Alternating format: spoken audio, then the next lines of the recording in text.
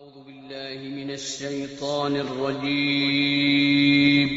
پناہ مانگتا ہوں میں اللہ کی شیطان مردود سے۔ بسم الله الرحمن الرحيم شروع اللہ کا نام لے کر جو بڑا مہربان نہایت رحم والا ہے۔ أعوذ بالله من الشيطان الرجيم بسم الله الرحمن الرحيم وإذ قال إبراهيم لأبيه آزر تتخذ أصناما آلهة إني أراك وقومك في ضلال مبين وكذلك نري إبراهيم ملكوت السماوات والأرض وليكون من الموقنين فلما جن عليه الليل رأى كوكبا قال هذا ربي فلما أفل قال لا أحب الآفلين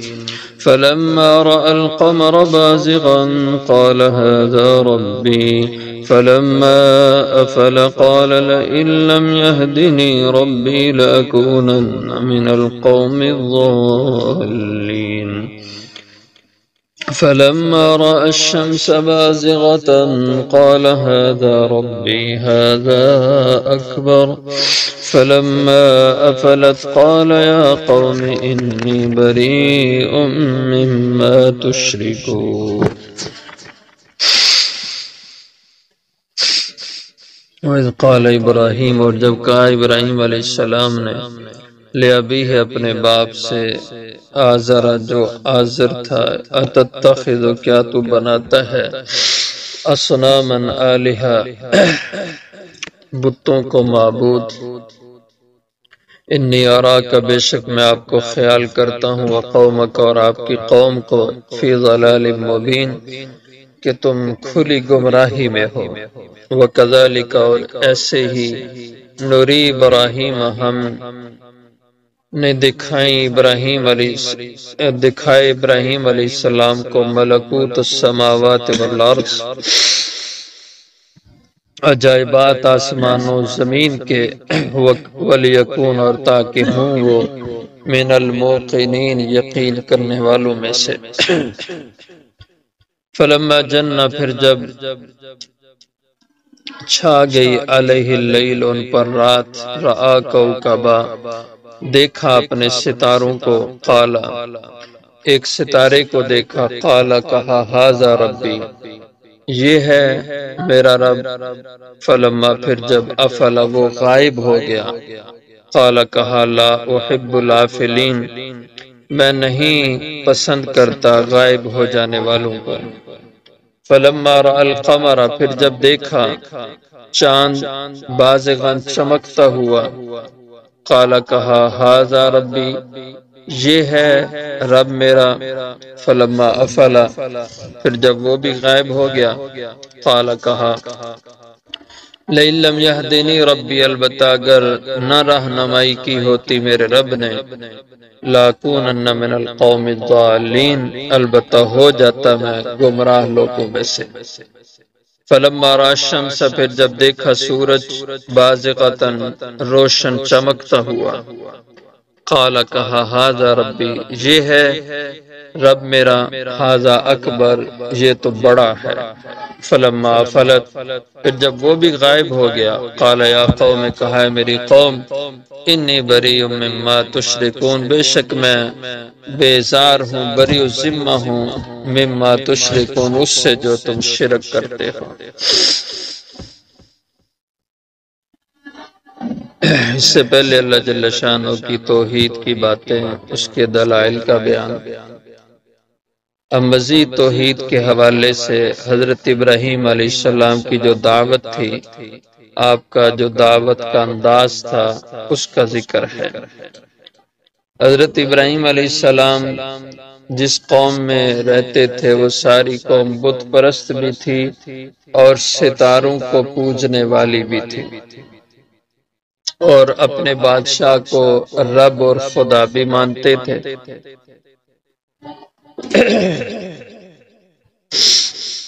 اور آپ کے والد جو تھے یہاں جس کا نام آزر ہے یہ بادشاہ کے وزیر تھے، بعض روایتوں میں کہ مذہبی امور کے وزیر تھے، اور قوم کی مذہبی ضروریات پوری کرنے کا انتظام ان کے ذمہ تھا، اور بڑی ضرورت بتوں کو مہیا کرنا، گھر گھر تک بت اور خدا کو پہنچانا۔ اللہ نے اسی گھر سے حضرت ابراہیم علیہ السلام کو پیدا کیا، تو آپ نے اپنے والد کو دعوت دی۔ اور دوسرے مقام پہ سورہ مریم کے اندر 20 دعوت کا ذکر ہے، وہاں بھی وضاحت سے آپ نے اپنے باپ سے توحید کی دعوت اور اس کی بات کی۔ فرمایا وَإِذْ قَالَ إِبْرَاهِيمُ لِأَبِيهِ، جب کہا ابراہیم علیہ السلام نے اپنے باپ سے، آزر جو آزر تھے۔ بعض لوگوں نے یہاں پہ یہ بھی کہا کہ یہ باپ نہیں تھے آزر، یہ آپ کے چچا تھے۔ یہ مشرک جس کا ذکر ہے یہ آپ کا چچا تھا، آپ کا باپ وہ توحید پر تھا، وہ مشرک نہیں تھا۔ تعارف اس کا نام لکھا ہے، لیکن قرآن پاک نے جہاں بھی آپ کے والد کا ذکر کیا تو باپ سے، لفظ باپ کے ساتھ، اگرچہ باپ بھی چچا بھی باپ کے قائم مقام ہوتا ہے، لیکن چچا کے لیے لفظ عم عربی میں مخصوص ہے۔ تو قرآن پاک میں ظاہر ہے کہ کسی ایک جگہ پہ بھی عم کا لفظ اللہ نے استعمال نہیں کیا آزر کے لیے، بلکہ دوسری جو جگہ ہے وہاں پہ بھی باپ ہی کا بیان ہے۔ یہاں پہ نام اللہ نے لیا آزر کا کہ آپ کے باپ آزر تھے، اس لیے اس تکلف میں پڑھنے کی ضرورت نہیں ہے کہ یہ آپ کا چچا تھا، اور یہ کوئی پیغمبر کے لیے کوئی عیب کی بات بھی نہیں کہ پیغمبر کے والد مشرک ہوں۔ جب پیغمبر کے بیٹے مشرک ہو سکتے ہیں، پیغمبر کی بیوی مشرک ہو سکتی ہے، تو پھر یہ کوئی بعید نہیں کہ اگر پیغمبر کے باپ ایسے ہوں۔ بہرحال یہ ایک علمی مسئلہ ہے، اور بعض حضرات نے یہ مانا کہ یہ آپ کا چچا تھا، آپ کے باپ توحید پرست تھے اور ان کا نام تارخ تھا، اور کئی مفسرین نے اس کو نقل کیا ہے، لیکن آپ کے والد عازر کا ہونا یہ صحیح حدیثوں سے ثابت ہے، اور چچا ہونا اس کے اوپر جو روایتیں ہیں وہ سند کے لحاظ سے ضعیف ہے۔ تو فرمایا اپنے باپ آزر سے کہا اتتخذ اصناما آلہہ، اے باپ کیا تو نے بنا لیا بتوں کو آلہتن اپنا معبود۔ اصنام صنم کی جمع ہے، صنم اور وثن، وثن کا بھی ذکر قرآن پاک میں آتا ہے، اور عام طور پر اس کا معنی بت کے کیے جاتے ہیں۔ تو وثن اور صنم ہم معنی لفظ ہیں، اور عربی لغت کے لحاظ سے صنم کہا جاتا ہے کہ سونا، چاندی، لکڑ، پتھر، مٹی، ان چیزوں کو ڈھال کر ان سے انسانی صورت بنائی جائے، انسانی ڈھانچہ بنایا جائے، چاندی سے بنایا جائے، سونے سے بنایا جائے، لکڑ سے بنایا جائے، پتھر سے بنایا جائے یا مٹی سے بنایا جائے۔ ان چیزوں میں کسی چیز سے انسانی ڈھانچہ تیار کرنا اور انسانی صورت بنانا، اس کو صنم اور وثن کہا جاتا ہے۔ تو وہ لوگ اہل اللہ نیک لوگوں کی صورت پہ ان چیزوں سے ایک شکل بناتے تھے اور اس کو کسی جگہ نصب کر دیتے تھے اور پھر اس کی پوجا کرتے تھے، اس کو قرآن نے صنم کہا۔ تو کیوں بناتے ہو صنم کو، بتوں کو، مجسموں کو آلہتن اپنا معبود؟ انی اراک و قومک، اے والد بے شک میں تجھے خیال کرتا ہوں اور تیری قوم کو بھی، فی ضلال مبین، کھلی گمراہی میں کہ تم گمراہی کی راہ پہ چل رہے ہو، ہدایت سے ہٹے ہوئے۔ وَكَذَلِكَ نُرِي ابراہیم، اور ایسے ہی ہم نے دکھائے ابراہیم علیہ السلام کو ملکوت، بادشاہی یا عجائبات آسمان و زمین کے، آسمانوں کے عجائبات کہ اللہ نے آپ کو جنت کے اندر کے نظارے کرائے، اللہ نے دنیا میں، یہاں دنیا میں رہتے ہوئے آپ کو اللہ نے جنت دکھائی اور آسمان کی کئی چیزیں دکھائیں اور زمین کی بہت ساری چیزوں کے مشاہدے اللہ نے کرائے، وَلِيَكُونَ مِنَ الْمُوقِنِينَ، تاکہ ان چیزوں کو آنکھوں سے دیکھ کر آپ عین الیقین والوں میں سے ہو جائیں، آپ یقین کرنے والوں میں سے، یعنی آنکھوں سے دیکھ کر یقین کرنے والوں میں سے ہو جائیں۔ ایک ہوتا ہے علم الیقین، یعنی جان کر یقین کرنا، ایک ہوتا ہے عین الیقین، دیکھ کر کے یقین کرنا۔ علم الیقین تو آپ کو پہلے سے حاصل تھا، تو اللہ نے اور فرمایا کہ ہم آپ کو عین الیقین بھی کرا دیتے ہیں۔ جیسے آپ کو علم الیقین تھا کہ اللہ مردوں کو زندہ کرتے ہیں، لیکن آپ نے فرمایا کہ اے میرے پروردگار مجھے دکھا کیف تحیی الموتیٰ، کہ تو زندہ کس طرح کرتا ہے مردوں کو۔ علم الیقین تو ہے لیکن میں عین الیقین بھی کرنا چاہتا ہوں تاکہ اس سے میرے دل میں اور زیادہ ٹھنڈک پیدا ہو۔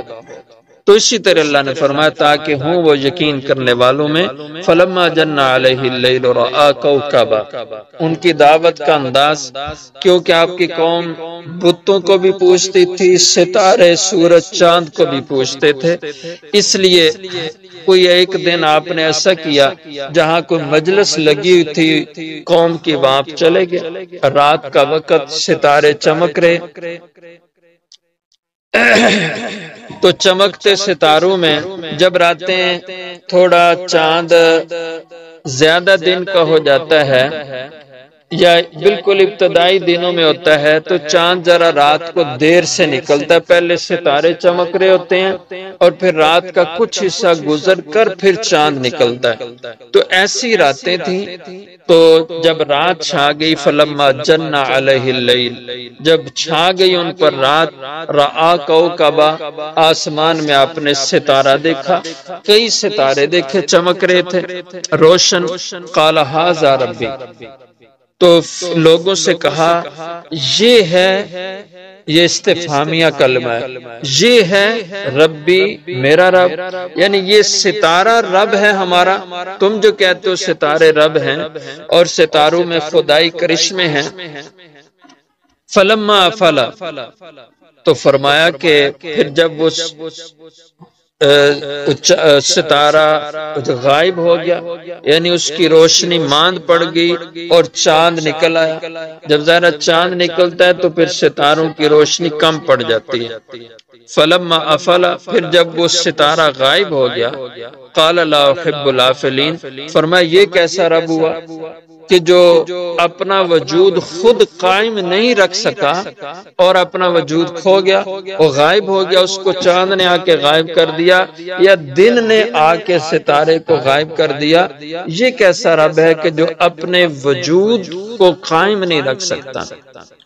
تو قال لا احب الافلین، فرمایا میں نہیں پسند کرتا غائب ہو جانے والوں کو اور ختم ہو جانے والوں کو کہ یہ خدا ہوں۔ فلما رأى القمر، اور چاند نکل آیا، پھر جب دیکھا چاند بازغاً چمک رہا ہے اور ستارے سے زیادہ روشنی چاند کی، قال ھذا ربی، فرمانے لگے یہ ہے میرا رب، یعنی اس کو رب کہتے ہو چاند کو۔ فلما افلا، پھر ظاہرہ چاند بھی ایک وقت آتا ہے رات کا حصہ جب چاند بھی غائب ہو جاتا ہے، جب چاند بھی غائب ہو گیا، قال لئن لم يهدنی ربی، تو فرمایا کہ یہ کیسا رب، یہ بھی غائب ہو گیا۔ اور پھر قوم سے کہا لئن لم يهدنی ربی، اور نادانوں کیسے مغالطوں میں پڑے ہوئے ہو، جو چیزیں اپنی ذات میں خود قائم نہیں رہ سکتی وہ خدا کیسے ہو سکتی ہیں، وہ تمہاری مشکل کشا کیسے ہو سکتی ہیں۔ فرمایا اللہ کا شکر ہے، لئن لم يهدنی ربی، البتہ اگر نہ رہنمائی کرتا میرا پروردگار، لاکونن من القوم الضالین، تو البتہ ہوتا میں بھی آج گمراہوں میں سے۔ جیسے تم گمراہ ہو، میرا ہاتھ اللہ نے پکڑا اور مجھے اللہ نے اس گمراہی سے بچا لیا، میں اس راہ پہ نہیں پڑا، اس لیے تم آ جاؤ میرے ساتھ اور اس گمراہی سے بچ جاؤ۔ فلما رأى الشمس، رات ختم ہو گئی، دن آ گیا۔ جب دن ہوا تو سورج کو دیکھا بازغتاً، چمکتا ہوا، اور سورج کی روشنی چاند سے بھی زیادہ تھی۔ قال ھذا ربی ھذا اکبر، کہا یہ ہے میرا رب، اس سورج کو اپنا رب کہتے ہو اور بڑا کہتے ہو، ھذا اکبر، یہ چاند سے زیادہ روشن ہے اور اس کو تم اس سے بھی بڑا خدا سمجھتے ہو۔ فلما افلت، پھر جب یہ سورج بھی غائب ہو گیا، سورج بھی شام کو آ کے غروب ہو جاتا ہے، قال یا قوم، تو آپ نے فرمایا میری قوم، انی بریء مما تشرکون، میں بیزار ہوں اس سے جو تم شرک کر رہے ہو۔ یہ کیا حقیقت ہے ان چیزوں کی، جو چیزیں اپنی ذات میں خود قائم نہیں رہ سکتی اور وہ کسی کے قائم رکھنے کی محتاج ہیں، وہ تمہاری مشکل کشا کیسے ہوگی؟ تو میں تو اللہ کی ذات کو اپنا معبود بناتا ہوں، جس کا آگے اگلی آیتوں میں ذکر ہے، جو ذات اپنی ذات میں قائم ہے اور ساری دنیا اس کے وجود سے قائم ہے، اس کے حکم سے قائم ہے، وہ خود کسی کا محتاج نہیں، اس کا وجود، اس کی ذات کسی اور کی محتاج نہیں، باقی اس کے علاوہ ہر ایک اس کی ذات کی محتاج ہے، اس کے قائم رکھنے سے وہ قائم ہے، لیکن وہ خود اپنی ذات میں قائم ہے۔ اس لیے میں تو صرف اس اللہ کو اپنا مشکل کشا جانتا ہوں، اسی کو اپنا معبود بناتا ہوں۔